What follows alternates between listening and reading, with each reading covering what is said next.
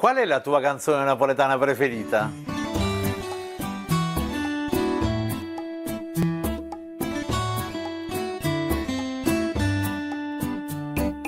Beh, a questa domanda, io lo so già, moltissimi napoletani risponderebbero, che ne so, O Sole Mio, il capolavoro di Giovanni Capurro, composta qui a Monte Calvario nei quartieri spagnoli. Altri risponderebbero Reginella, il capolavoro di Libero Bovi, oppure Ma la femmina di Totò, o ancora O soldata innamorata di Nello Califano. I leader dei paesi di tutto il mondo. Non dimentichiamo mai che la canzone napoletana è un genere conosciuto davvero in tutto il mondo. John Fitzgerald Kennedy adorava Torna a Sorrento, oppure Anima e Core. Per par condicio, Gorbaciov con Raissa adorava Dicite in cielo vui. Insomma, la canzone ha diffuso la lingua napoletana in tutto il mondo.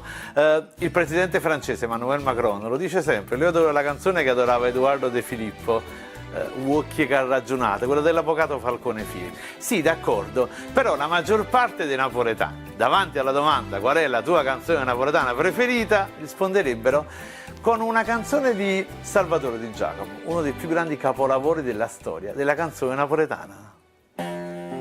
Era da maggio e tocca di nanzina, a schiocca lì c'era rossa, fresca era l'aria e tutto lo giardino adorava da rosa circa passa.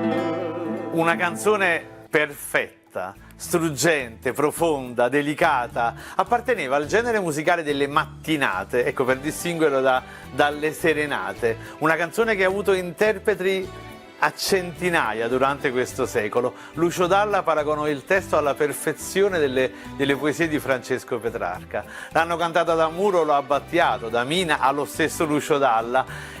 Nel secolo successivo è stata cantata sia da grandi cantanti lirici e sia da grandi posteggiatori. Era da maggio e mo non me ne scorda, una canzone cantava ma due voci. Sì. Però dovete sapere che non era mica facile musicare le poesie di Salvatore Di Giacomo, ci riuscivano in pochissimi. Ci riuscì in questo caso Pasquale Mario Costa, un compositore tarantino, e c'è un aneddoto gustosissimo, perché quando Di Giacomo scrive i versi di questa canzone struggente, meravigliosa, questa promessa d'amore, la promessa di rincontrarsi lì allo stesso posto di lì a un anno, quando scrive questi versi si accorge della potenza poetica di questi versi. Allora prende il testo, lo manda a Pasquale Mario Costa e ci mette un bigliettino d'accompagnamento e scrive Pasqua, vedi quanto è bella questa. Ah, fantastico. Ma dopo qualche giorno dovete sapere che gli ritorna il fascio di musica, gli ritorna il testo musicato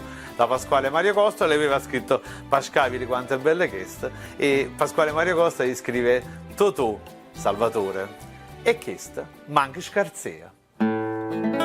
E diceva Core, core mia lontana vai, come la sei conta allora, chissà quando tornerai, rispondeva tornerai, quando tornano le rose, si stuciora torna a maggio, pure a maggio e stonga ca, si stuciora torna a maggio, pure a maggio e stonga ca.